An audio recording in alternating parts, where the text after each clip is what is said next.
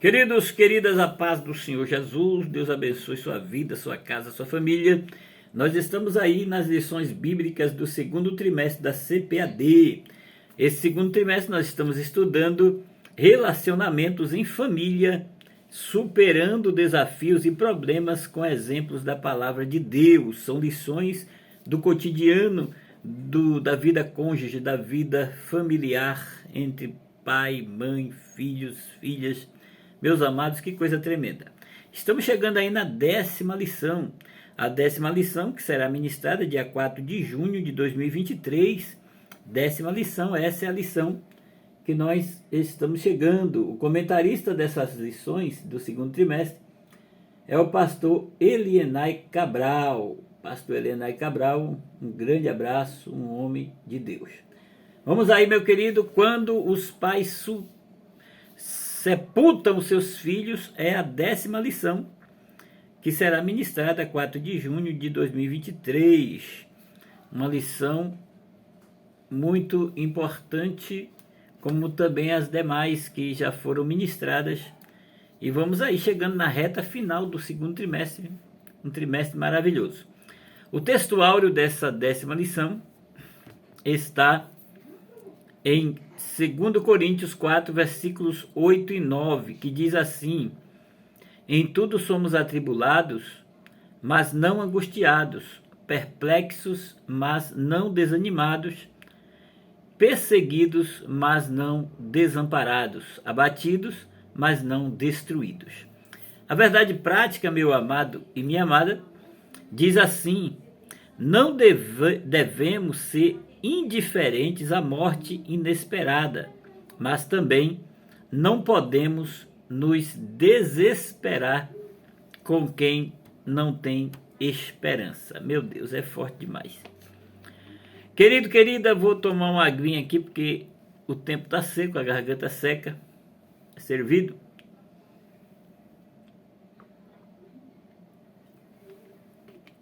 Eita, coisa boa. A santa água ungida. Meu amado e amada, a leitura bíblica em classe está em Jó, capítulo 1, versículo 13 ao 16 e também no versículo 19. Essa lição ela vem com 3 objetivos. O primeiro objetivo da lição é descrever a família de Jó. O segundo objetivo é refletir a respeito de como lidar com a morte na família.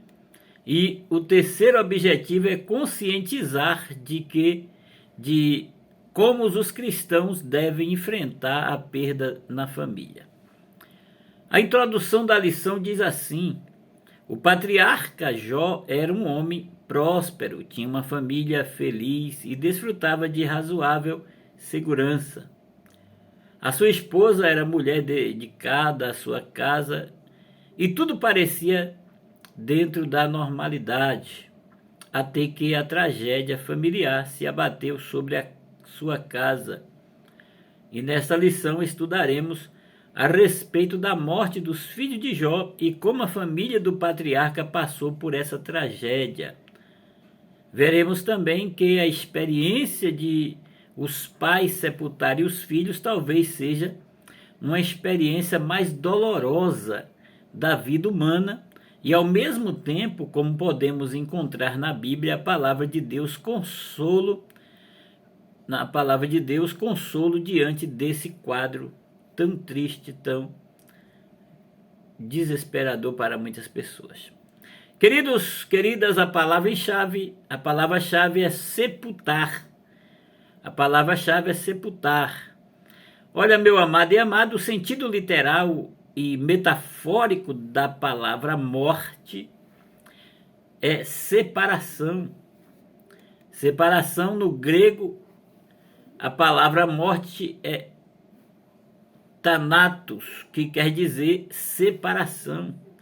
A morte separa as partes materiais e imateriais do ser humano. A matéria volta ao pó e a parte imaterial separa-se e vai ao mundo dos mortos. Chamamos de Sheol ou Hades. onde jaz no estado intermediário entre a morte e a ressurreição. Há muitos textos na Bíblia comprovando isso aí, em Mateus 10, 28, Lucas 12, 4, Eclesiastes 12, 7 e Gênesis 2, 7. A saída ou partida, a morte é separação, mas a morte também, no sentido literal, estou aqui falando do sentido literal e metafórico da palavra morte, é o sentido literal e metafórico da palavra morte, significa separação, mas também significa saída ou partida. A morte física é como a saída de um lugar para outro. Nós encontramos respaldo na Bíblia, Lucas 9:31, segunda carta de Pedro, capítulo 1, versículo 14 ao 16. Também, ainda no sentido literal e metafórico da palavra morte, ela significa cessação, cessa a experiência da vida animal física, em Mateus 2:20. Também ela significa, no sentido literal, rompimento. Ela rompe as relações naturais da vida material. Não há como relacionar-se com as pessoas depois que morrem. A ideia de comunicação com as pessoas que já morreram é uma fraude diabólica, é algo demoníaco. Então, a morte, no sentido literal, significa também rompimento. Ainda no sentido literal e metafórico da palavra morte, significa distinção. Distinção. Ela distingue o temporal do eterno na vida humana.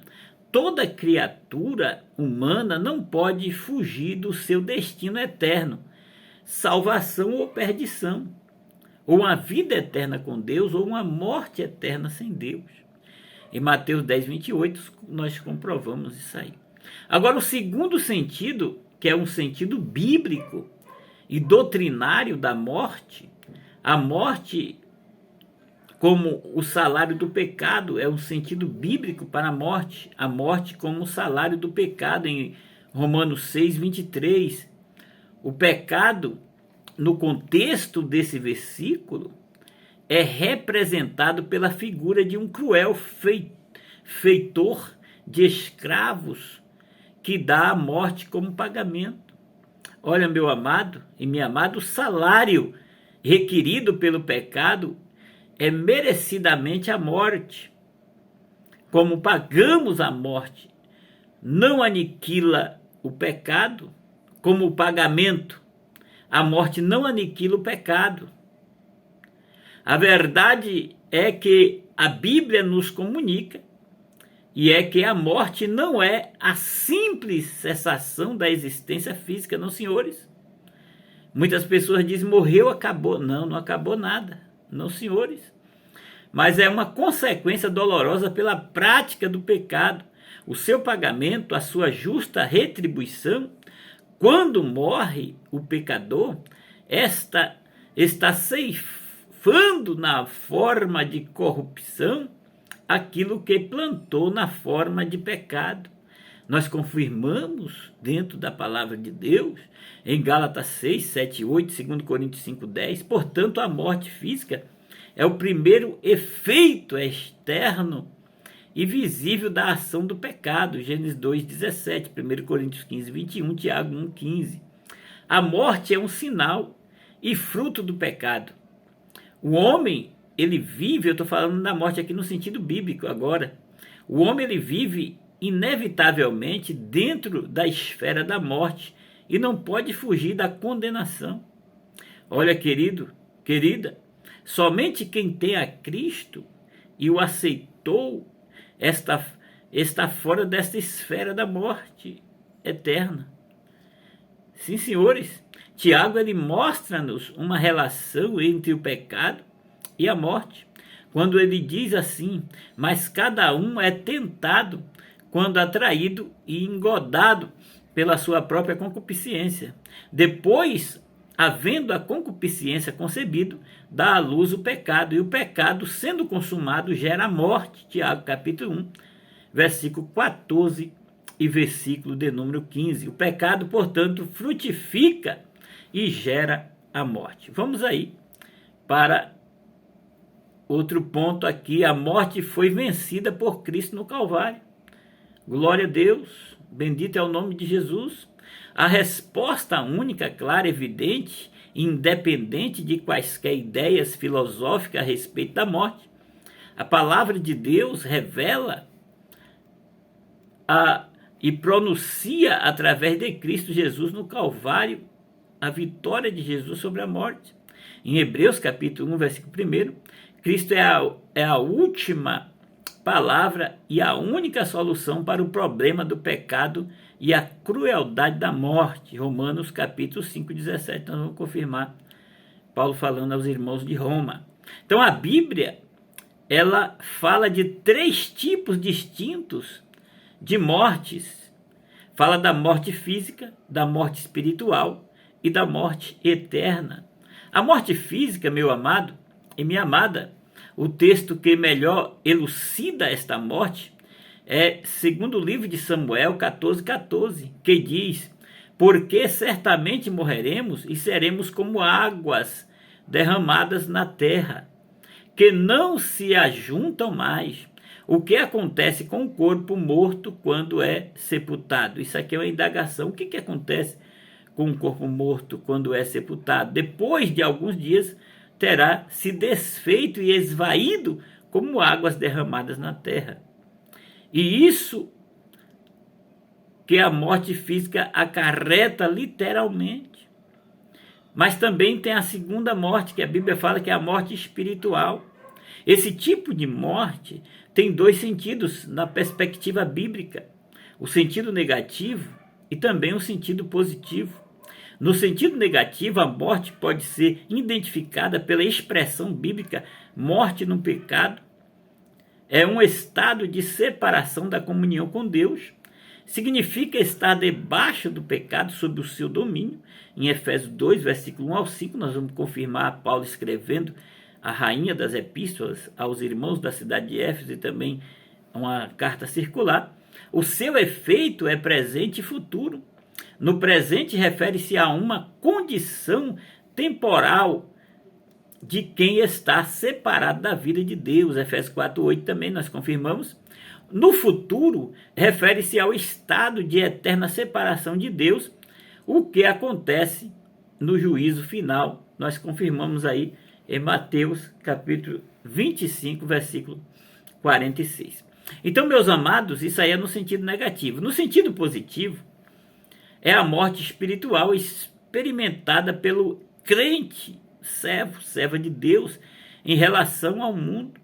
Isto é, a sua pena do pecado foi cancelada na cruz e agora vive livre do domínio do pecado. Em Romanos 6,14 nos confirma isso.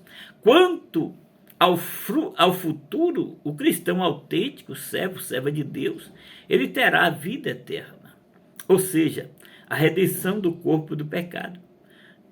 Confirmamos em Apocalipse capítulo 21, 27, Apocalipse 22, 15.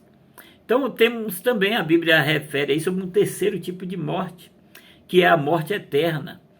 É chamada de segunda morte, porque a primeira é física. Em Apocalipse 2:11, identificada como punição do pecado, em Romanos 6, 23, e também denominada castigo eterno.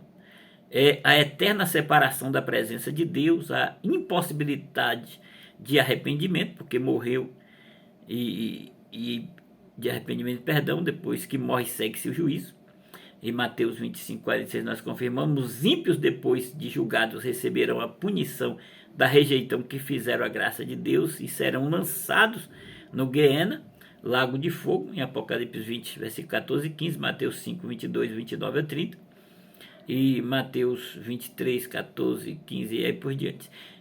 Restringe-se apenas aos ímpios, em Atos 24, 15. Esse tipo de morte tem sido alvo de falsas teorias que rejeitam o ensino real da Bíblia. Em Romanos 5,12, Paulo disse: pelo que, como por um homem entrou o pecado no mundo, e pelo pecado a morte, assim também a morte passou a todos os homens, por isso que todos pecaram. A morte não é um fenômeno natural na vida humana, não, senhores. Ela é a maldição divina contra o pecado. E só Jesus foi capaz de cravar essa maldição no lenho de sua cruz no Calvário. Olha, meu amado e minha amada, a morte significa para o crente uma vitória. Paulo disse: o viver é Cristo e o morrer é ganho, baseada na obra vicária de Cristo no Calvário. Então, nós entendemos aqui sobre o Sheol e o Hades. Sheol, o conceito usado lá no Antigo Testamento, o Sheol, no Antigo Testamento, para enfatizar de modo direto a sepultura. O Hades, ou Hades, que alguém fala, Hades, o conceito usado já no Novo Testamento, para ensinar acerca de sepultura, mas também sobre o lugar de tormentos. Olha, meu amado e amada, a humanidade lida com dois polos: a busca pelo prazer e a realidade da morte. As pessoas buscam pelo prazer, mas a morte é uma realidade. Em nossa juventude, nós vemos a morte como algo distante. Mas quando a morte tira de nosso convívio um ente querido, então refletimos sobre a sua realidade fadídica. A morte é real, é uma realidade. Então vamos aí, meu querido, minha querida, para o primeiro ponto da lição. Depois dessa explicação aí, vamos para o primeiro ponto da lição: a família de Jó. Olha, querido, querida, o livro de Jó tem um lugar muito especial nas Escrituras. Fala sobre o terrível sofrimento de um servo de Deus e como Deus o restituiu tudo em dobro a Jó. O primeiro tópico do primeiro ponto diz quem era Jó, meu amado e minha amada. Jó, o patriarca Jó, ele nasceu no norte da Arábia, na terra de Uz. As pesquisas dizem que ele viveu numa época anterior à de Moisés, antes mesmo de Abraão, ou no tempo de Abraão, entre os séculos aí 25 e 28 a.C. No início do livro de Jó, achamos um homem casado com 10 filhos adultos e muitas posses. Ele era muito rico, era o homem mais rico do Oriente. Depois de suas experiências com sofrimento e os debates com seus amigos, Jó ainda viveu 140 anos. Está em Jó 42, versículo 16 e 17. É importante nós percebermos aqui que, ao todo, a vida de Jó, certamente, chegou aí perto de 210 a 300 anos, e talvez muito além dessa idade. Sabemos que os homens, nos primeiros capítulos do livro de Gênesis, atingiram idades bem avançadas. Depois do dilúvio, nós compreendemos e vemos na Bíblia, as idades começaram a diminuir. Abraão viveu aí 175 anos, Isaac viveu 180 anos, Jacó viveu 147 anos e José viveu 110 anos, e aí por diante. Depois do livro de Gênesis, não há registro de ninguém que viveu 140 anos ou mais. Este fato aí sugere que Jó se encaixa na época dos patriarcas, talvez durante ou antes do tempo de Abraão. Mas, meu amado e minha amada, especificamente, Jó nasceu aí depois do dilúvio. Em Jó 22:16 nos dá aí uma luz, e tornou-se aí um homem rico e próspero, em Jó 1:3 e Jó 42:12. Meu amado e amado, o caráter santo de Jó foi testemunhado pelo próprio Deus. Um homem sincero, reto, justo, temente a Deus, e por isso Jó se desviava do mal. Está em Jó capítulo 1, versículo 8. No tópico 2 aqui do primeiro ponto, fala sobre a esposa de Jó. Tudo o que se sabe a respeito da esposa de Jó é o que está registrado no capítulo 2 do livro de Jó.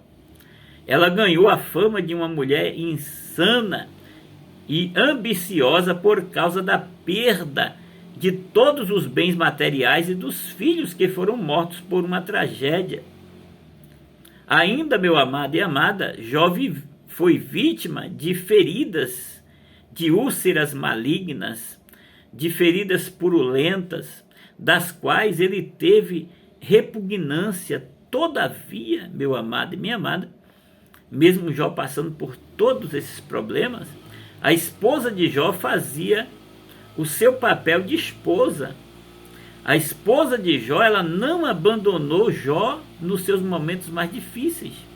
Indiscutivelmente, a esposa de Jó foi perdendo a paciência diante da provação do seu esposo. Ela viu tanto sofrimento, ela viu tanta prova, perdeu os 10 filhos, perdeu toda a riqueza, e ela foi perdendo a paciência e vendo o sofrimento do seu esposo. Quando nós lemos aqui em Jó, no capítulo 7 de Jó, no versículo 4 e 5, está registrado, olha o que Jó diz aqui: deitando-me a dormir, então digo, quando me levantarei? Olha só, mas cumprida é a noite, e farto-me de me revolver na cama até a alva. A minha carne se tem vestido de vermes e de torrões de pó. A minha pele está grecada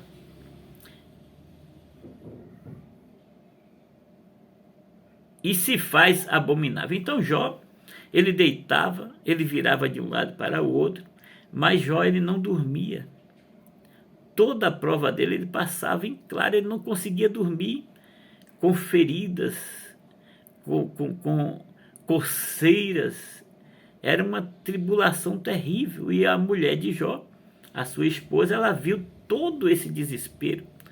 Então o seu desespero afetou a sua fé, a ponto de levá-la a declarar para o seu marido, amaldiçoar a Deus e morrer, em Jó 2:9. Jó, ele teve 10 filhos, ela teve 10 filhos com Jó, e como não se deixou influenciar pela proposta desesperada de sua esposa, Jó, o patriarca, ele suportou tudo até que Deus virasse a sua sorte e transformasse o mal em bênção. Olha só que coisa terrível foi a prova que Jó passou, e a esposa estava ali do lado. Então, meus amados, o terceiro tópico da lição fala dos filhos de Jó. Jó, ele estava atento ao modo de viver de seus filhos. Estes tinham uma rotina social de banquetes, muita comida e bebida.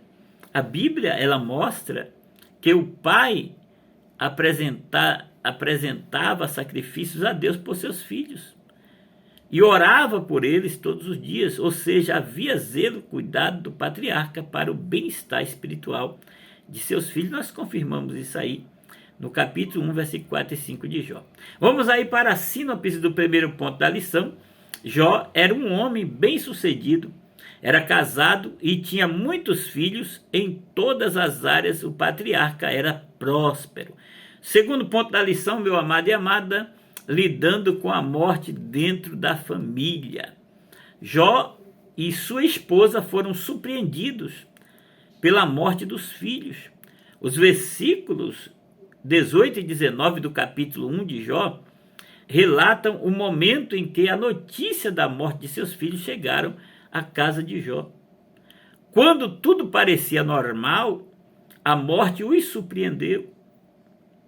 Todos os seus filhos morreram. Deus não nos criou, meu amado e minha amada, para morrer, mas a morte é uma maldição advinda do pecado, e só o Senhor Jesus foi capaz de cravar essa maldição no lenho de sua cruz no Calvário. Nós encontramos respaldo para isso em 1 Coríntios 15, versículos 55 e 56. Olha, amado e amada, assim todos ficamos perplexos diante da morte, e principalmente quando envolve alguém próximo a nós, um amigo, um parente, um ente querido. Por isso a palavra de Deus nos mostra que devemos estar conscientes quanto à realidade da morte. Não temos domínio nenhum sobre ela, de forma alguma. Entretanto, a nossa confiança está em Cristo, e é por causa de sua ressurreição que podemos afirmar que a morte não nos reterá na sepultura, mas servirá de meio para adentrar a vida eterna com o nosso Senhor Jesus. Aleluia, glória a Deus. O segundo tópico do segundo ponto fala das razões para a tristeza do luto de Jó e de sua mulher. De certo modo, Jó tinha uma família feliz. A Bíblia confirma isso no capítulo 1, versículo 1 ao 5. Nesse contexto, Satanás desafiou a fidelidade de Jó e o atacou frontalmente com a morte de seus filhos, com a perda das suas riquezas. Olha, meu amado e minha amada, a Bíblia não fala do sepultamento dos filhos de Jó, mas certamente o sepultamento aconteceu. É importante ressaltar que uma perda como essa traz uma tristeza imensa. A palavra de Deus diz que há tempo para tudo, há tempo de sorrir, há tempo de chorar. Eclesiastes 3:4. A tristeza e o choro passaram a fazer parte da família de Jó, que outrora era feliz e próspera. Era uma família festeira, que fazia banquetes, que reuniam-se todos os irmãos, os 7 homens e as 3 mulheres. E agora essa família é uma família que passou a fazer, a tristeza passou a fazer parte dela. Vamos aí para o terceiro tópico do segundo ponto: a fidelidade ao Senhor em meio à dor. Olha, meu amado, o capítulo 1 de Jó mostra a reação do patriarca diante da notícia trágica da morte de seus filhos. Porque Jó ele passa por 2 provas. A primeira prova foi no capítulo 1, que ele perde tudo, tantas as suas riquezas, seus empregados, como os seus filhos. Essa foi a primeira prova de Jó. Jó ele rasgou o manto, raspou a cabeça, lançou-se em terra e adorou ao Senhor, em Jó 1:20. Isso mesmo, Jó adorou a Deus. Aqui ele iniciou o processo de aceitação do ocorrido diante do Senhor da vida. Essa passagem bíblica nos mostra que a dor da perda não passa, mas o processo de aceitação torna o luto mais digno. Por isso, meu amado e minha amada, o patriarca pôde dizer, em atitude de adoração: eu nu saí do ventre de minha mãe, e nu tornarei para lá. O Senhor o deu e o Senhor tomou. Bendito seja o nome do Senhor, em Jó 1:21. Ainda o texto bíblico diz que Jó em tudo não pecou, nem atribuiu a Deus falta alguma, em Jó 1:22. Olha, meu amado, a sínopse do segundo ponto diz: Jó e sua esposa foram surpreendidos pela morte de seus filhos e tiveram que viver esse momento de dor. A segunda prova de Jó está no capítulo 2, que foi a enfermidade, as úlceras malignas sobre o seu corpo, mas Deus deu vitória. Jó, quando orava por seus amigos, Deus muda o cativeiro de Jó. Vamos aí para o terceiro e último ponto da lição. Aleluia, glória a Deus. Os cristãos e o luto. O primeiro tópico do terceiro ponto: não culpe a Deus. Não é muito difícil nos momentos de perdas inesperadas, o ser humano se desesperar e passar a blasfemar contra Deus. Não é isso que aprendemos com a vida de Jó, com a trajetória, com o sofrimento de Jó, não, senhores. O antigo patriarca nos ensina a viver a confiança em Deus, mesmo no momento delicado da morte inesperada de um ente querido. Nem sempre saberemos o motivo da morte de uma pessoa amada ou de um determinado sofrimento. Há mistérios na vida que não conseguiremos desvendar na terra. Diz em Deuteronômio 29:29, diz que as coisas reveladas são para pequeninos, mas as ocultas são para Deus. O próprio livro de Jó não revela por que os seres humanos sofrem. Jó, do capítulo 2 ao 37, Deus se fez silêncio. No capítulo 38 de Jó, Deus faz 70 perguntas a Jó e não explica Jó por que Jó passou por aquele sofrimento. E no capítulo 42, versículo 10, Jó orava por seus amigos e Deus muda o cativeiro de Jó.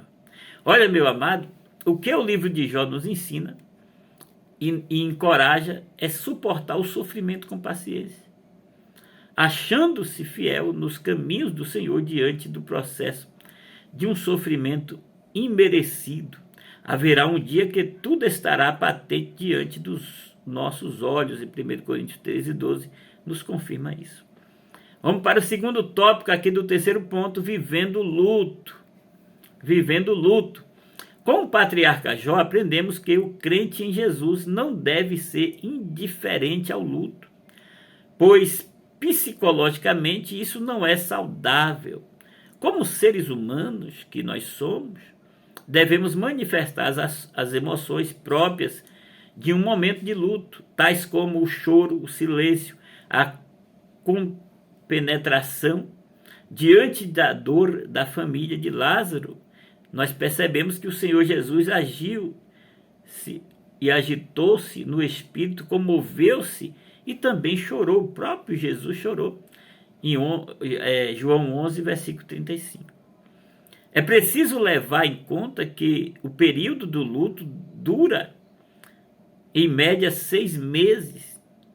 Se após esse período a pessoa não consegue voltar às atividades normais, é preciso buscar ajuda de um especialista.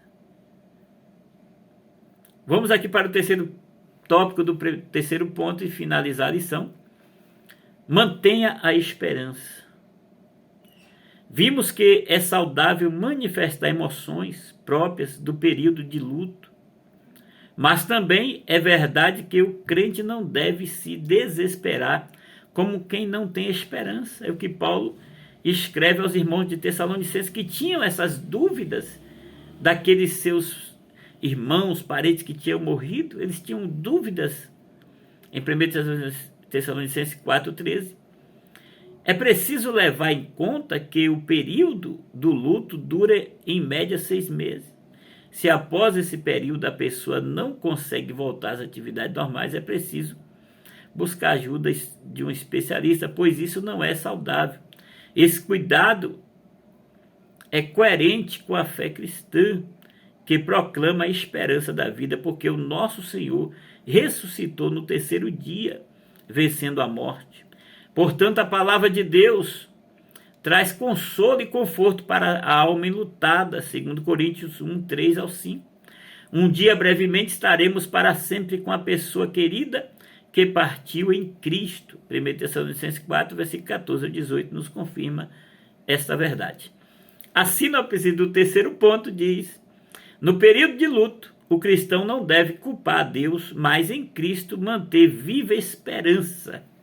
Glória a Deus. Concluindo a lição aqui, meu amado e minha amada, sem dúvida nenhuma, a morte é uma experiência muito dolorosa para o ser humano. A de um filho, então, tem uma sobrecarga psicológica imensa. A dimensão da dor, da perda de um pai, de uma mãe, é incalculável. Por isso, é importante que levemos em conta esta declaração do salmista: ainda que a minha alma, que a minha carne e o meu coração desfaleçam, Deus a fortalecerá, o meu coração e a minha herança para sempre. Salmo 73, o verso 26.